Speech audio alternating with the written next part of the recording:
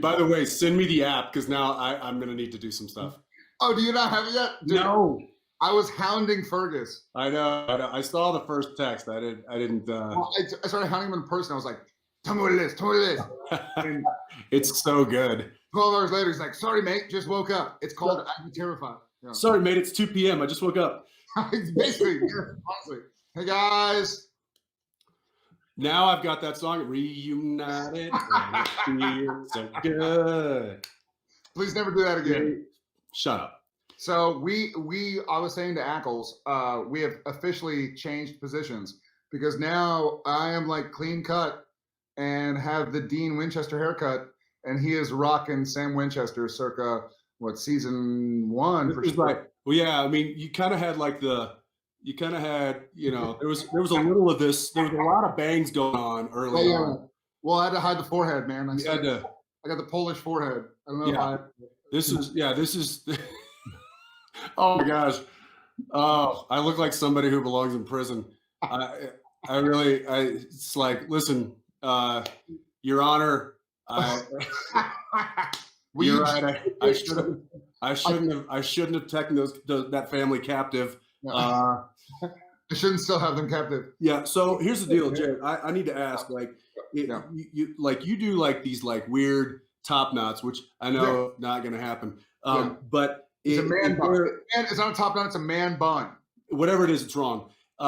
Secondly, is what kind of beanie needs to happen in order to kind of make this not do like basically that.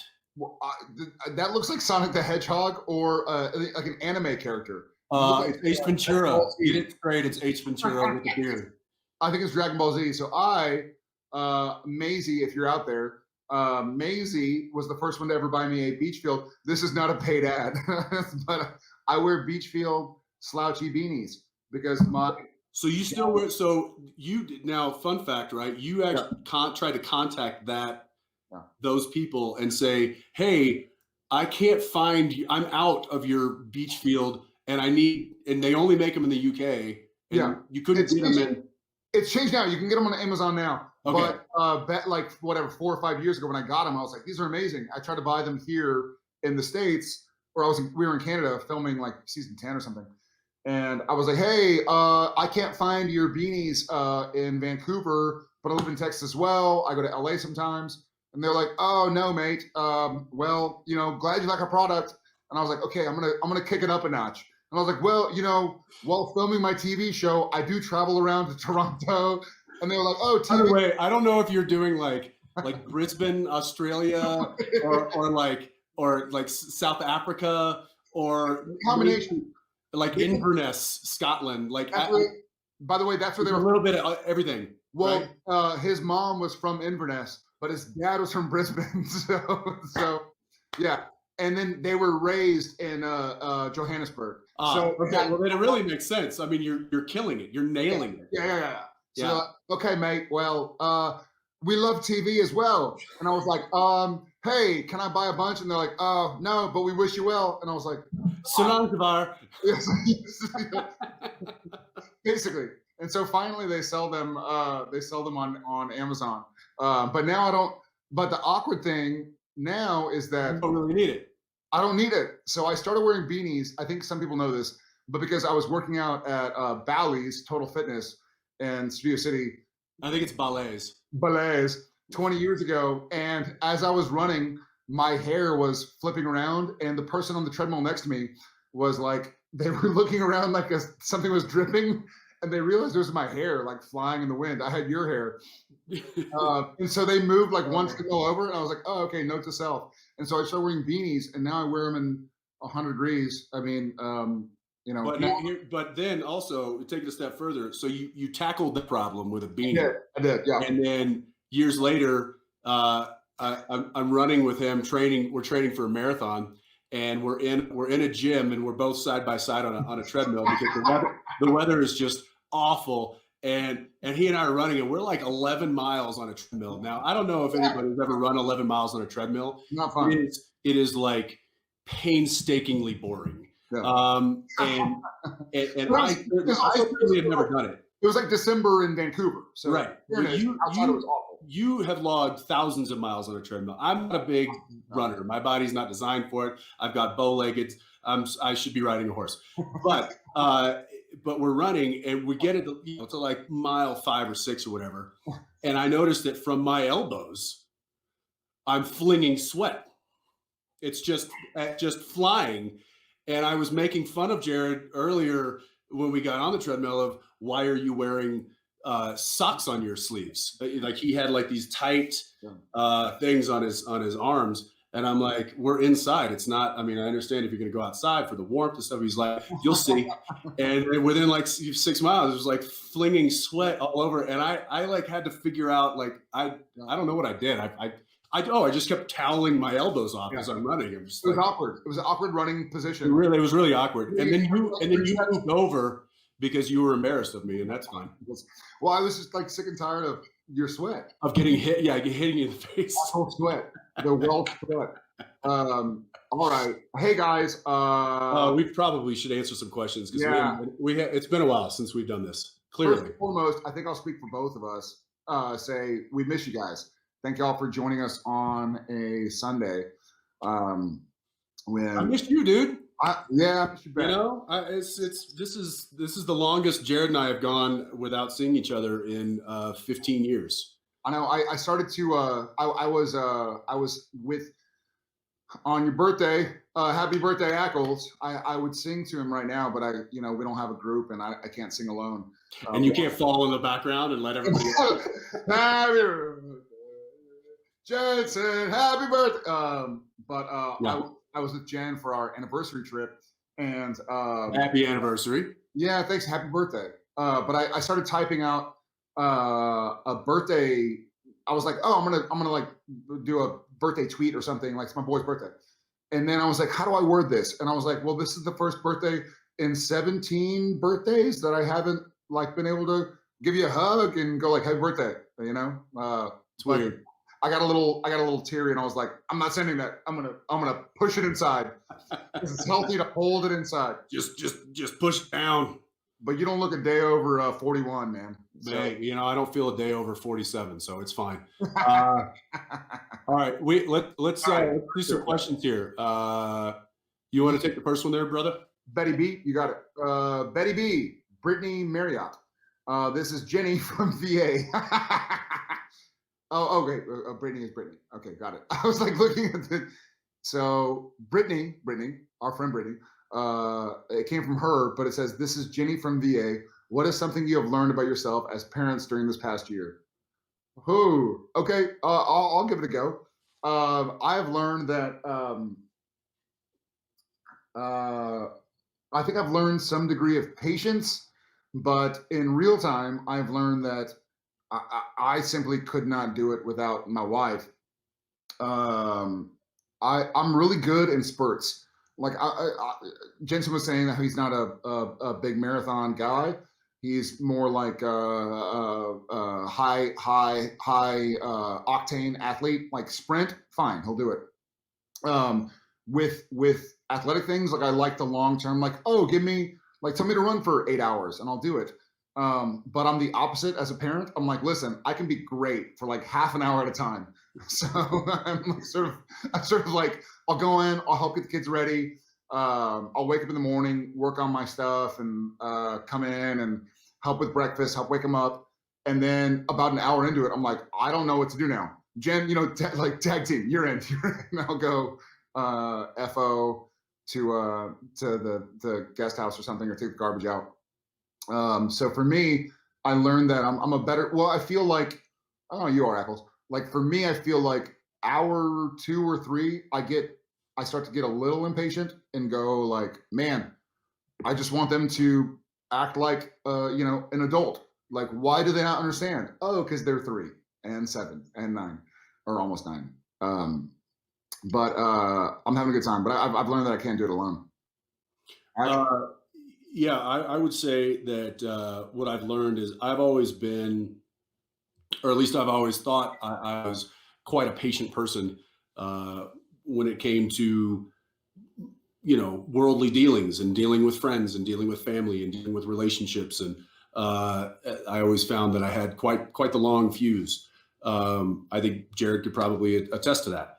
And I've found that my parenting fuse is far shorter than than I had ever hoped it would be. And that is to say, not that I'm getting angry or anything. It's the frustration. And like Jared said, it's when you've got three, and he and I both have three children. It's there's a lot, and I have learned to ask for help. I have learned to not try and do everything that I thought I was going to be able to do, which is like get all three of them ready for bed within 30 minutes. Like, oh, you know, so and so is calling in 30 minutes, or you got to Zoom in half an hour. You got to get so and so ready, or you got to do this. Be like, oh yeah, I got that. So it's I think learning to extend that fuse. That's something that I've done as a parent, and you know, as a man, inherently, like we don't want to ask for help. That's not our MO. We want to fix things. We want to you know do it ourselves and complete the task. So I think realizing that that's not always going to be the case, and that you not only need help, but you need to have more patience. And really, this is just when Danielle asks me to do something. This is when she's like, "Hey, can you get them all breakfast real quick?" When she finally, or she's like, "Okay, Jensen." Yeah, but meanwhile, she steps in and she does it in like not in a half. She does it in like 20 minutes or 15, and I'm like, I don't understand how. So there's been a big humble pie that I've had to eat being home so much, and that is realizing how superhuman my wife is and how human I am. Yeah. Subhuman you are. So yes, yeah, like a troglodyte. Thank you for the question. All right, Ackles, I'll take that. Okay, is that Zlata? Zlata from Russia. Question is, what's the strangest dream you've ever had? Thanks, guys, for your creativity. Love you so much. Well, thank you from the United States. Yeah. And strangest dream. Look, I've had some weird dreams, and they're usually mushroom induced. That's not true. I have strange. We've lost Jared. Copy that. He's going. He's one. Copy. So I would say as far as strange dreams go, I don't know about you, Jared, but I've had a few reoccurring dreams in my life that still as vivid as like watching a movie in my mind, like in my waking mind. And they usually revolve around some sort of apocalyptic thing that's happening, and I'm having to save somebody that can't save themselves, and it just sucks. And I always get caught in like the stairwell of a parking garage, listening to like the end close in, and I don't know that there's I don't know what that means. But it's one that comes to mind. Yeah. For me, I have a recurring dream where I'm like a victim in an apocalypse, and this bow-legged dude runs in to save the day, but gets caught in a stairwell. And I'm just kidding. I did have. I did have a. And you're in like the robot alien thing that Ripley used. Yes. Aliens. Were you in my? Quit haunting my dreams. Dude. Listen, you were in mine. I did have a dream. One time, I remember this dream. I've had many strange dreams, but I had one dream where I was living.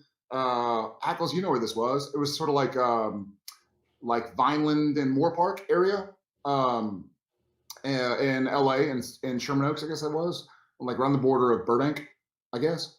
Anyways, I had a dream that somebody was sneaking into the house and then my door opens and there's like a ghost or something, and then the sheets start moving, the lights start going on and off, and then I woke up from the dream, and then I saw like a figure or something, and I thought I was awake because it's really weird. If this makes any sense, I woke up from my dream into another dream, and then actually woke up. So I had a weird dream where I sort of like someone was in the place, and I could hear something, and they came into my room, and things were moving around, and then I woke up and I was like, oh, thank God, that was just a dream. And then it happened again, and then I thought I was awake, and then I finally actually woke up. And so that was not kind of whoever creates dreams, because it was pretty scary. So I didn't really go back to sleep. That was about 20 years ago. So luckily I did some studying. I got my black belt in demon hunting. It took 15 years, 15 and a half. So I got my black belt. We both got like 2-stripe black belts and demon hunting and ghost hunting. And so now they don't bother me anymore. Somebody asked me the other day, could you really like handle yourself in a like a paranormal situation? Wow. And I said, look, if I played a doctor on TV for 15 years, could I handle a triage situation? Can you fix my shoulder? and I was like, I might know a few things and a few ideas. I might be able to like, Yeah. tourniquet that, or I might be able to say, you need to see a real doctor. Yeah. But don't give me a scalpel. But don't give me a scalpel. That's a good way to put it. All right. Thank you, Zlata. C. Kreider. Vancouver misses you. I miss Vancouver. Hope you can come back soon. How are the Impalas? Well, I do have one sit in my garage. Sat in last night, turned it on, made sure it's still running. So she's good. Ackles, how's your girl? I've sold her parts, and she's Four people just died. 4 people just had a heart attack and died immediately. Yeah, no. Here's the thing: like now she lives on in other cars, and it's like I donated blood or I gave her kidney. Didn't we do an episode about like James Dean's Porsche that a part got put into it and killed somebody? So now they're going to be like 4. We're going to have to redo this on. Hey, no. The Impala never killed. The Impala only brought luck. So now there's a dozen cars out there. You did beat the shit out of somebody in the Impala and Baby. So that's true. Yeah, but I also made love to an angel in the backseat. That's true. So it's probably okay. Yeah.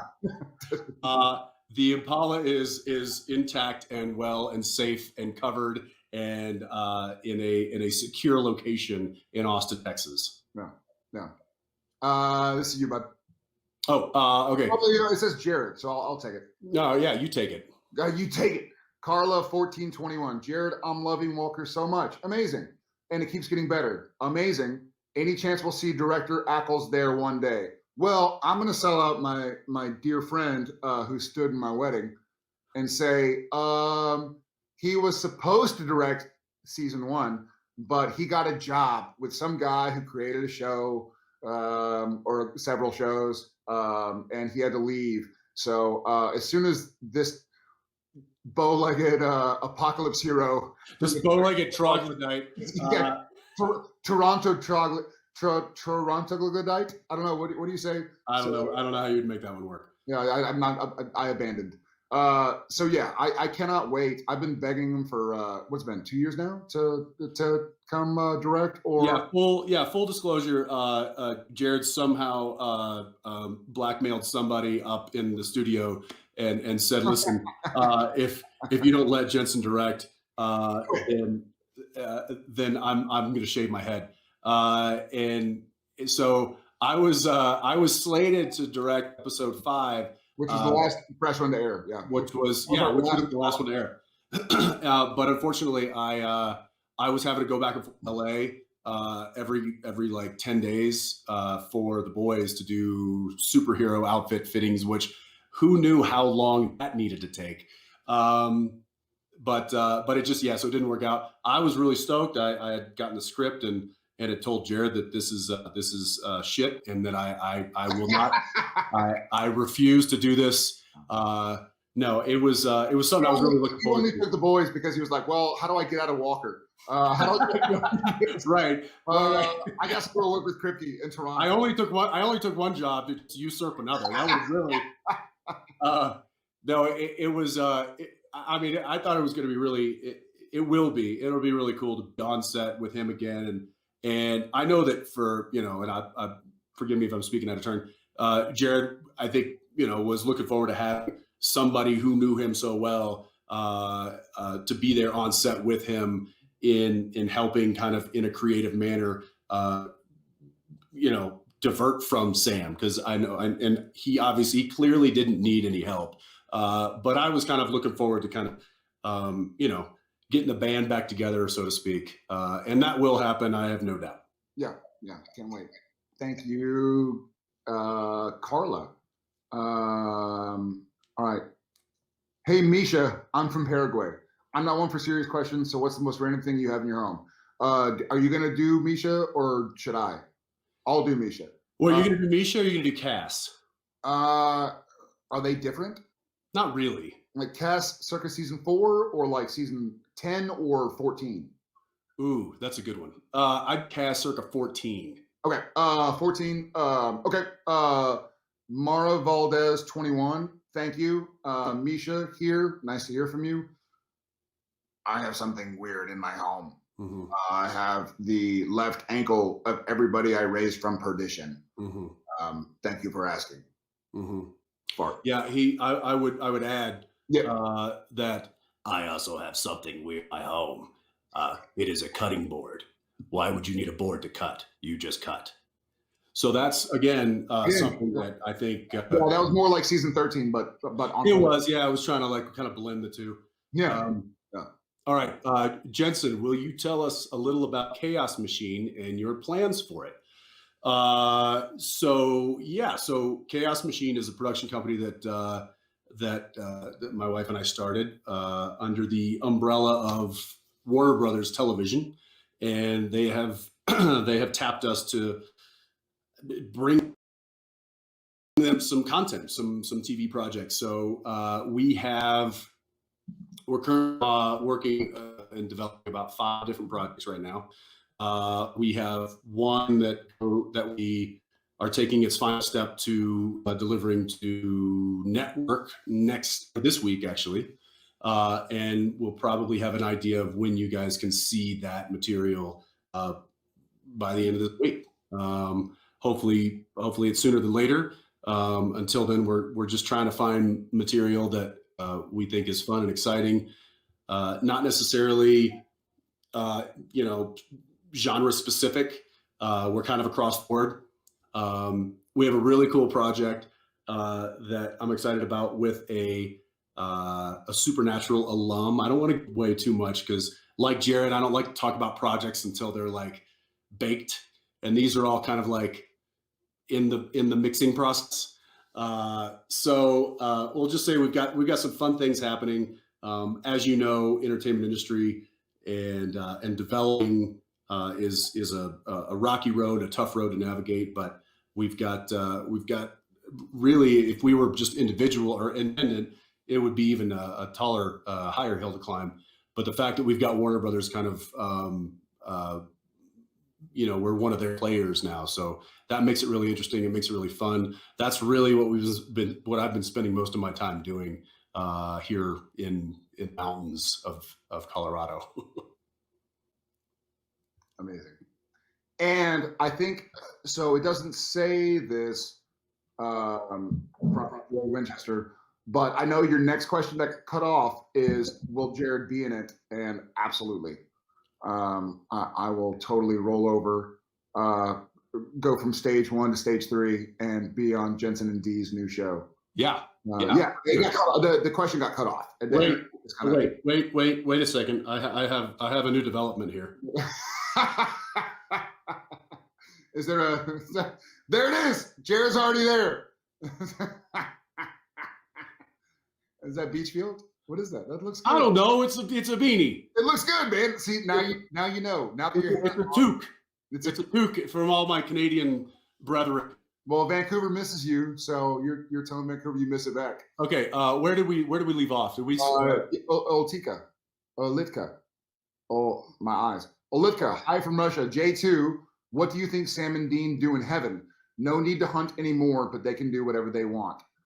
That's a great question. I think it's up to you guys whether or not you want to see what Sam and Dean do in heaven. Start a petition, call Biden.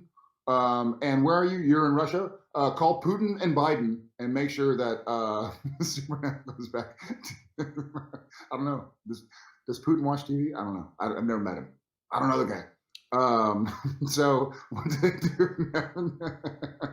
They think about Olitka. I would love to see what Sam and Dean do in heaven.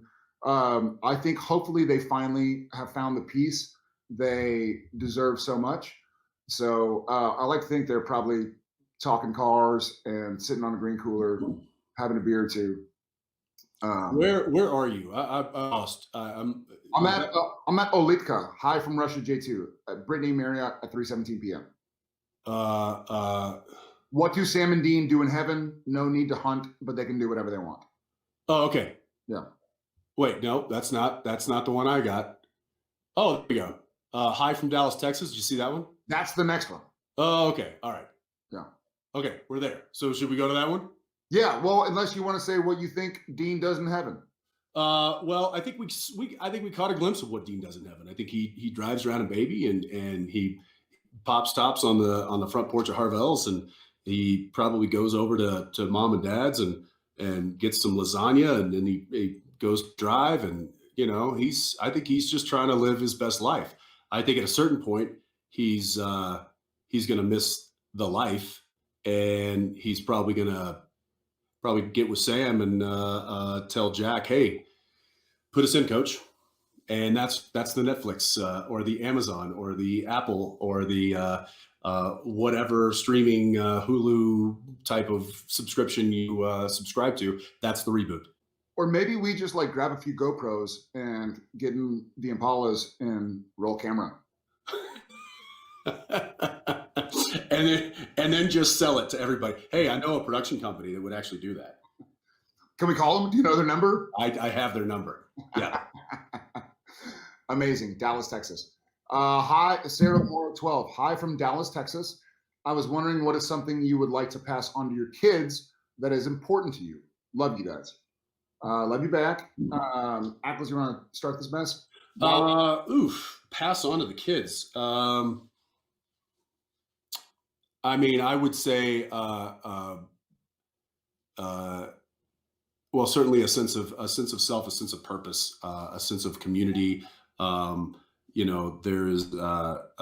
all those kind of self-help type of things that you can tell your kid, but I just hope that in my world I can teach my kids to just love themselves and love who they are, because I don't think you really can love other people until you love yourself. And so a strong compass in that field is, I think, required to really have a fulfilling life. So if I can leave them with that and the baby, those are the two things. I think I have a very similar answer. I heard a podcast or read something in the last year that somebody just kind of casually said, find somebody who loves you, warts and all, and who you love back, warts and all. And I think that's something, I've been really fortunate. We've both been fortunate to meet a lot of people who know our work, and that's unusual for a human being for someone to know like what you do. And it's awesome and flattering. And we've also been in a weird situation where some people want to know you or kind of collaborate with you for maybe the wrong reasons. But the people that have really made my life better are the people that love me, warts and all. And I would say that I hope my kids seek out that sense of purpose that Ackles talked about, but also seek to find people that love them, warts and all, and that they love back, warts and all. It's one thing to like the good or the convenient you see in somebody else, but it's another to go like, you know what, this person is human, they're flawed, but I'm human and flawed also, and I just want to support this person, like whatever they're doing. Like if they're gonna make a mistake, and I'm gonna be there to say like, hey, dude, you made a mistake. I still love you. You made a mistake. Like let's get through this together, and vice versa. So warts and all. But like genital warts and all, because Yes, all of the warts. All of the warts. I mean, I'm just checking. I didn't know if there was like a. I mean, I still love you, right? So, I mean, that is a very good point. That's a very good point. That is a very good point. I hope no one's filming this. Louise, I'm like sweating in this thing. How do you wear that? And you're in Texas. Yeah, but my air conditioning's at 65. Oh well, you also just had like a snow apocalypse in there. So. Yeah, we sure did. What was the most silly fight you've ever had? I love you guys. All right, Louisa, love SPN, love you back. Silly fight. We did an entire fight outtake that was in slow motion. That was pretty awesome. That's right. That was the finale. Yeah. We did that. It was unrehearsed and unplanned. Wow. But we gave each other a look right before. You know why? Because Rob said slow it down. Oh. He said, "Okay, guys, hey, that's a very common note for Rob, and I think most stunt coordinators is to slow the fight down. Yeah, if you're fighting real speed, you lose it. Well, yeah, there's two things. There's two things that can happen if you're fighting at the speed that normal people would fight. One, the camera's not going to see it because it's so fast. It's a blur. It's a motion blur. And two, you're fighting at real speed. You have a higher chance of getting hurt. Something wrong happening. When you slow it down, you can be more precise about your movements, and the camera can see it, and it doesn't feel like you've slowed down. Hey, did that make it? Do we have a gag reel? Did that make it to the gag reel? Do we have a gag reel? I'm sure it did. Yeah, you guys probably see that. But at anytime like we get a note that is either just so obvious or something that we can completely play with, Jared and I don't even have to conversate. We don't have to like talk about it. It's just a look of just. Yep. Yeah. He said, slow it down. We'll slow it down. Slow it down. And so they're like, action.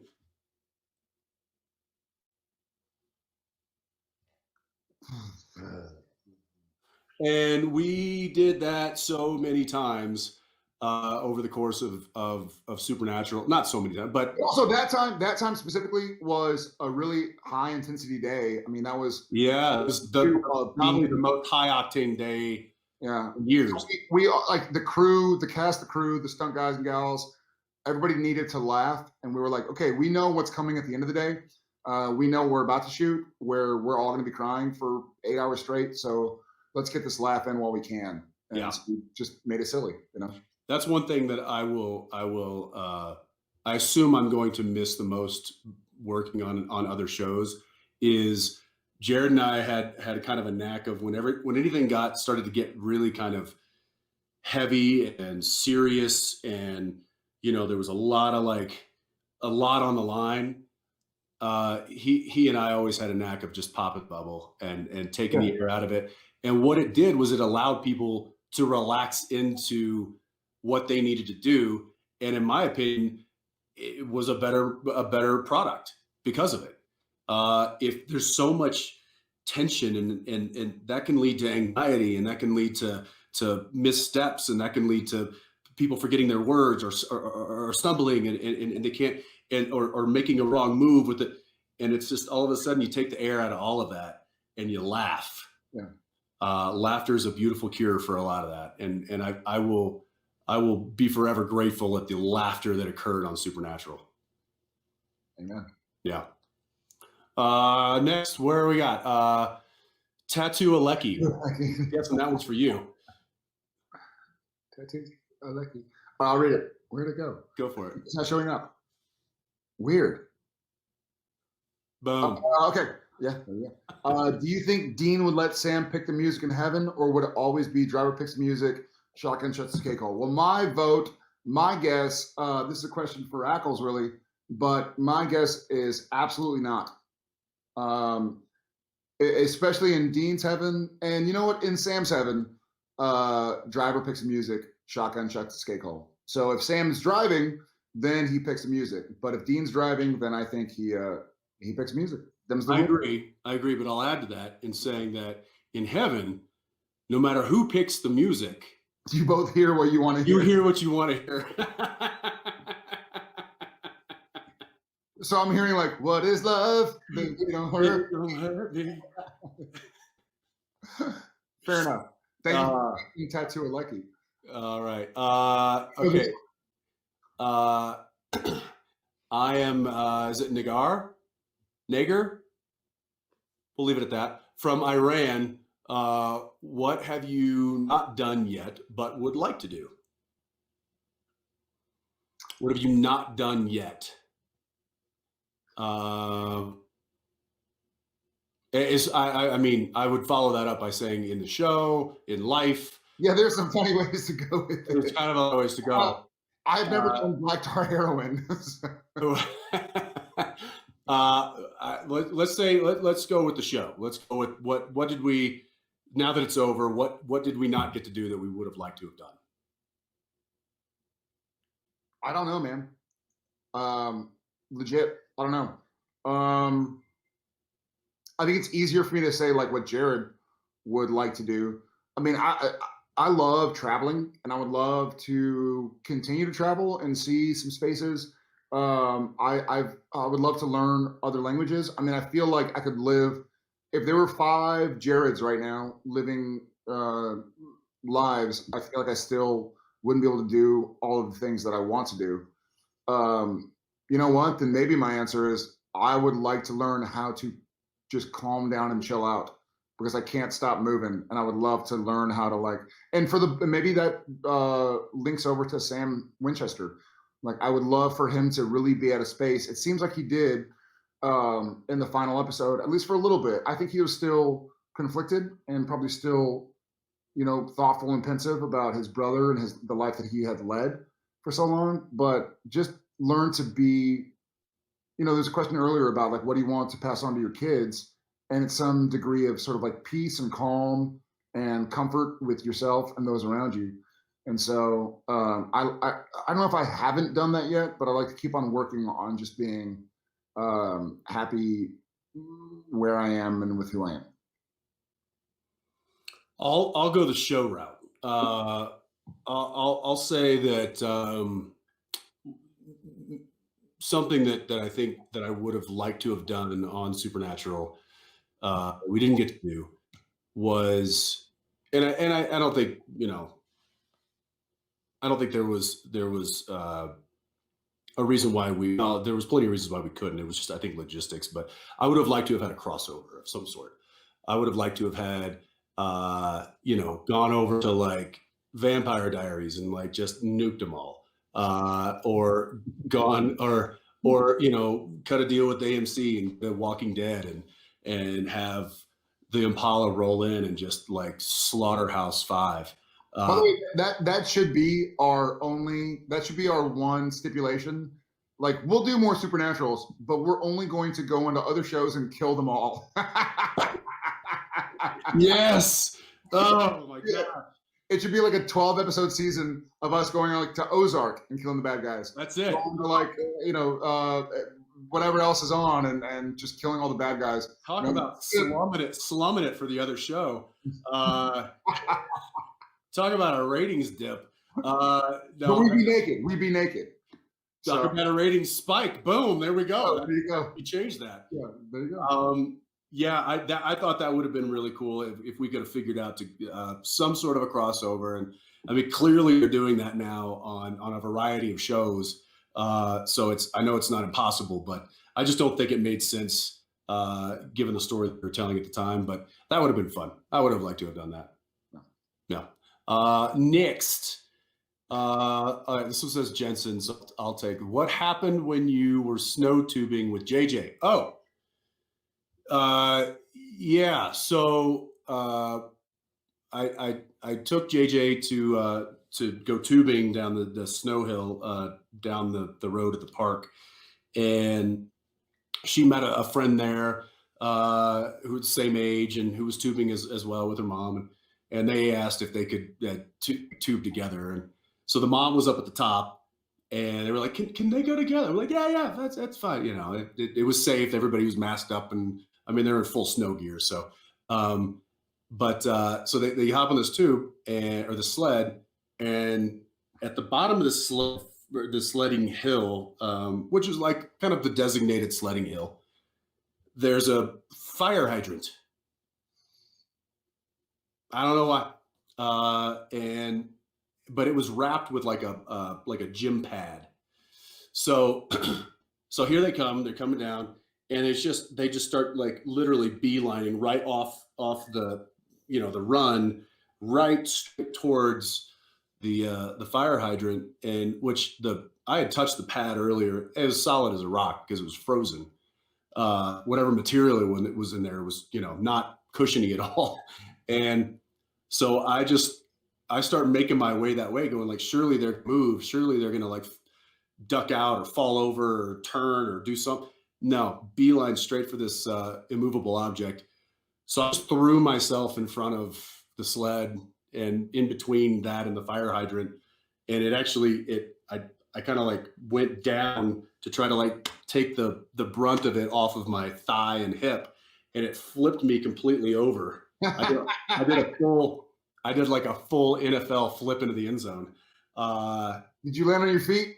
No, I landed right on my square on my butt, but I had softened the impact enough for them not to have been seriously hurt. They were banged a little bit, as was I. But yeah, that's what happened. It just and I posted it, and I tried to make a joke out of it, saying like, oh, I should have just stayed there and let the camera roll, because that would have made for an epic fail video. And what kind of an influencer am I if I can't capture good good content when it happens? But I snapped into dad mode there, and it was just like, throw your body in front of the speeding train and save your children.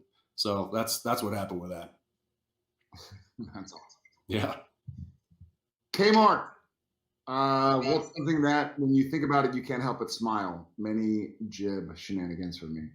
So I have been laughing out loud for what? How long since the Gil video? 2 days? I mean, I feel like I should show him what you just did to me. Do it. All right, here you go, Kmart. This has been my last 2 days of laughing out loud. So Jared just sent this to me just before we started the panel, and I've been laughing out loud like a child. And to preface this, I will say that I sent him a picture of myself to show him some beard updates, because that's as one does. Because we're dumb like that, and we do stupid stuff like that. So he took this beard update and decided to try to like make it up a little bit, maybe make it a little snappier. So this is now going to be in my head for the rest of the day. The rest of the day.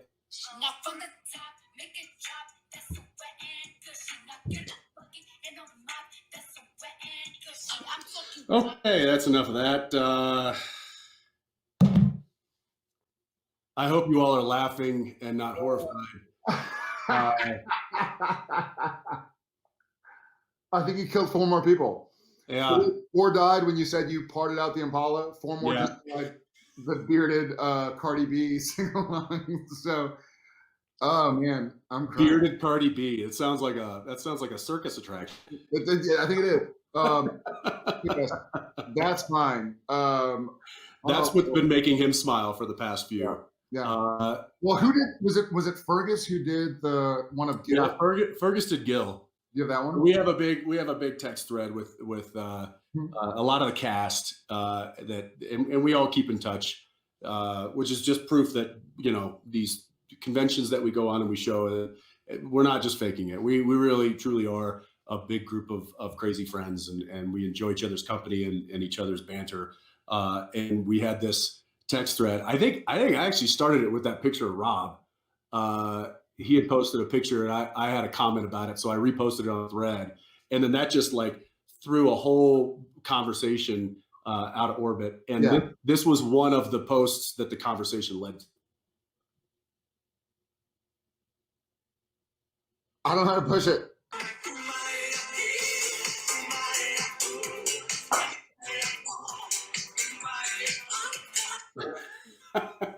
It's so There's stupid. also this. So Jensen just had a birthday. He's looking a little bit older, but he still looks good. Damn it. How do I do it? Yes.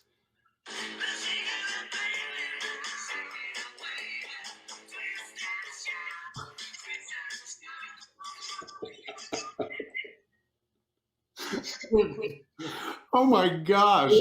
I literally think I'm going to be fired because I'm spending probably 20 hours a day just on that app, like laughing to myself doing, and there's like Bambaleo and yeah, it's good times. Good times.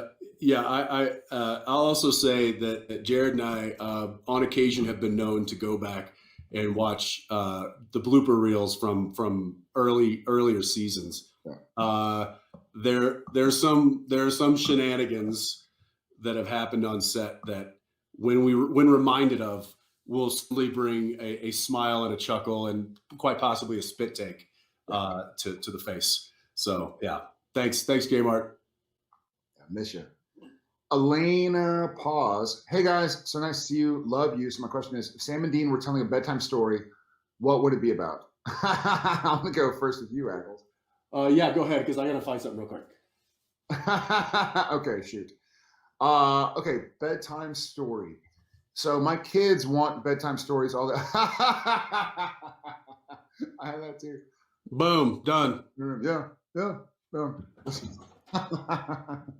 That would work. I mean, I think we have 327 bedtime stories to choose from. My kids always want me to tell them like scary story.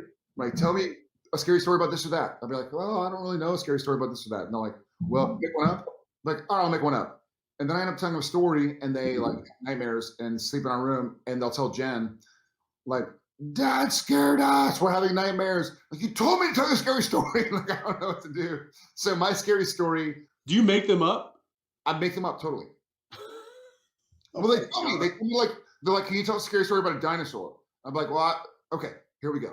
So one time, when you just plug the scary story into like a movie that you've seen, or plug the dinosaur into like, like Exorcist.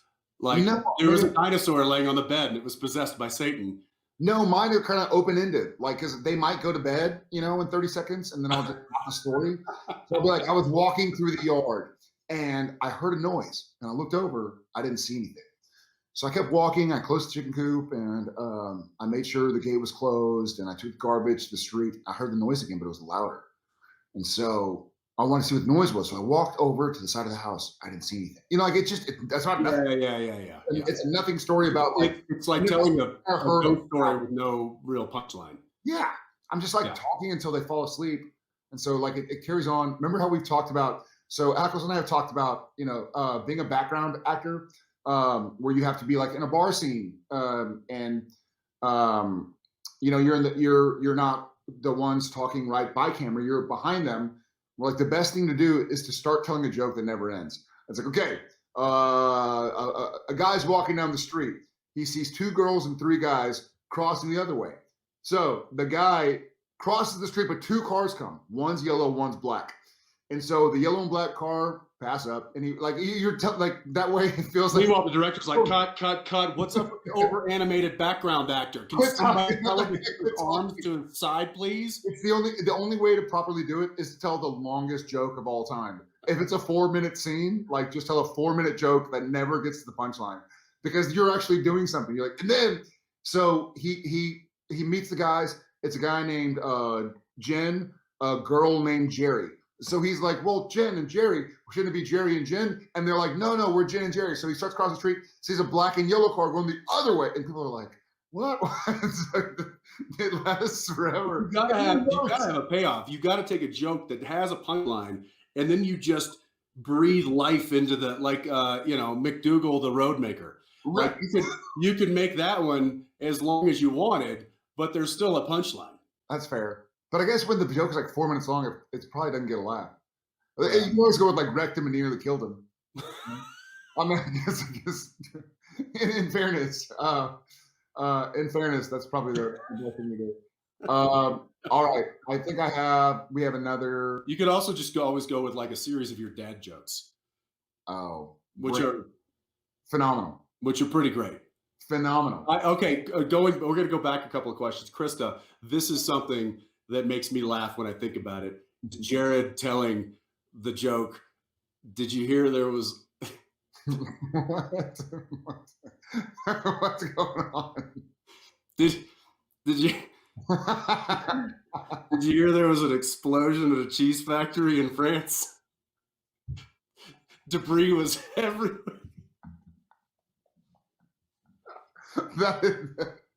That's a good one. There was debris everywhere. How many times have you told that? I can't get through it, so I don't tell it. Because oh my gosh, I don't know why. It's just so stupid. It's so stupid. Oh, it's like the video. I know. My eyes are like getting all right, let's get all right. Where are we? We're good. Hi, Genta. Hi, Jensen and Jared. I'm Genta from Lithuania. I can say that. Thanks for doing this. Thank you. Hope you're both doing good. We are. What is your favorite stunt you did? Jumping through the window. Jumping through the. Yeah. That's definitely top 3. Yeah. My reverse 180 in Baby. Oh yeah. I love that one. I'm trying to think if there was, because those are definitely go-to like faves. Yeah. I'm trying to think if there was maybe a sleeper one that was really cool. I don't know. I'm sure. Oh, this might help jog a memory. We're not going to go through it, but did you get this? I got a box. I got a box. Okay. Yeah. That's Jerry Wanick's all 15 seasons, 327. I have a box. Look at the size of this thing. And they're numbered. I have the box. Oh shit. They're numbered too. This, like, I think he only made like 500 of them, and they're each like numbered. Yeah, this is number 6 of 550. No, I must have it. Hey, do you still have this? Yes, the mark. Yeah. Look at the first picture is though. Awesome. Manners. Yeah. But this is so just real quick to tell the folks here. Are they for sale or are they? No. This was something, and he never sold them. So Jerry Wanick, our production designer, who was with us every season, and designed all the sets that you see. I mean, from the layout of a motel room to the wallpaper. Yeah. And he would document and go in and take pictures. And every year at the end of the season, we would get these little coffee table books that were a series of his photos that he had taken of the sets throughout the season. And he has compiled not just his sets pictures, but also just behind the scene pictures of, as you can see, it says 15 seasons, 327 episodes, into a substantial, this is the back of it, into a substantial book. And I flipped through it, and it jogs a lot of memories, dude. It's pretty cool. It's like a high school yearbook if high school lasted for 15 years. Which it did for some people. Yeah. Stop talking about my uncle. Dad. All right. Moving on. So Irina from Russia, what would have happened if Sam had been in Dean's place? Would Dean have been able to live without his brother? I'll do that. So that little rebar couldn't have pierced my lats.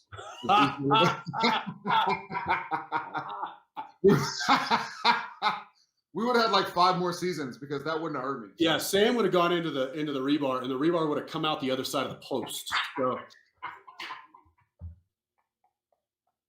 you freaking ox. Shit. So I'll touch on that. I touched on this a little bit in the meet and greet a couple times in my one-on-ones. Is that I think this was I think this was the proper way to go, because I think of the two brothers, Sam was probably the one that was most likely to be able to find purpose in life outside of his brother, and to find love and a reason to keep going. And I think that Sam always had more of that kind of macro vision of life, whereas Dean was much more micro, and probably the loss of his brother would have been the beginning of the end of him. I think that he would have probably just wasted away in the back of a pool hall. I think I think it was better, in my opinion, that Dean was the one to go, and Sam was the only one, obviously, in my opinion, to have the capability of finding a way to live life without his brother. Not to say that he didn't need he needed his brother, but he was, I think, just more intelligently able to navigate life. Dean wouldn't have been able to do it, I don't think, in my opinion. I just think those are a major different characteristics of those two characters. Is that Sam was able to Also, I think also Sam was able to know, like, Dean would come back to life and kick my ass if I kept hunting. Like, he didn't, he brought me, like, Dean brought Sam back into the world. Right. And I think Dean really wanted Sam to be able to get out of the world. Well, and I also think Sam was not only just finding a life beyond his brother dying for himself. I think he was finding a life beyond his brother dying for his brother. And so I think Sam was a character capable of understanding that, and understanding the weight of that emotion. And I don't know if Dean would be able to process that in a positive way. Yeah, fair. Yeah. Awesome. Okay, I think this is our last question. Busey. Buse?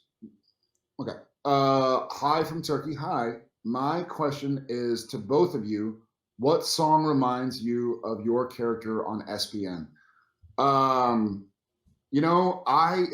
So this is kind of funny. My alarm, I have an iPhone, and my alarm, you can like set your alarm to be whatever you want.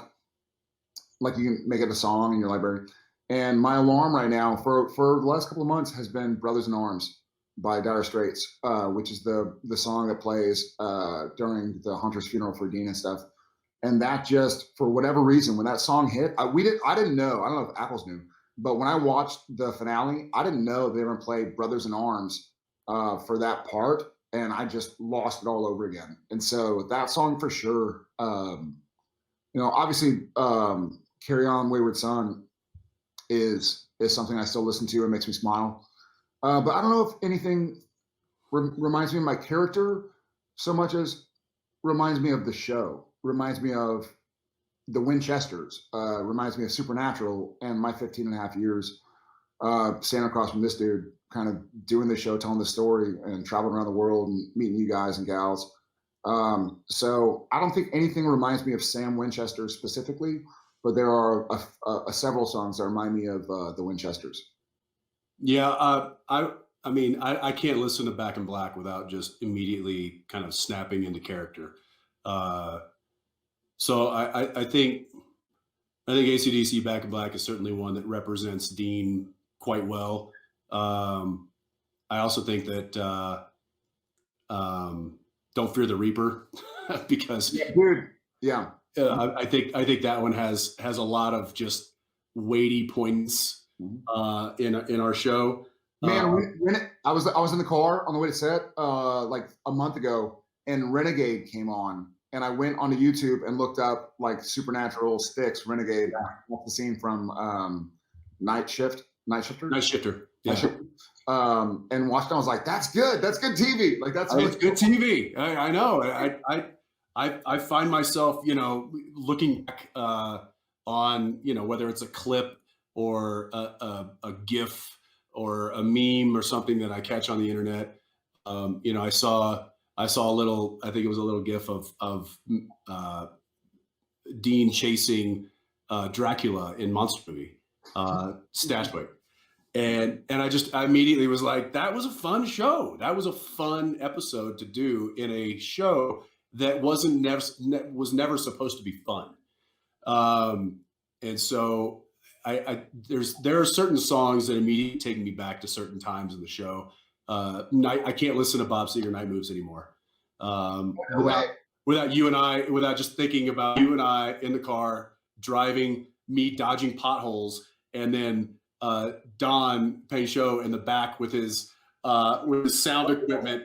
We had our sound guy was in the trunk because he had to play back and also record our dialogue all at the same time. This was a free drive situation, so it was just Jared and I in the front seat, and then Don was literally in the trunk of the Impala.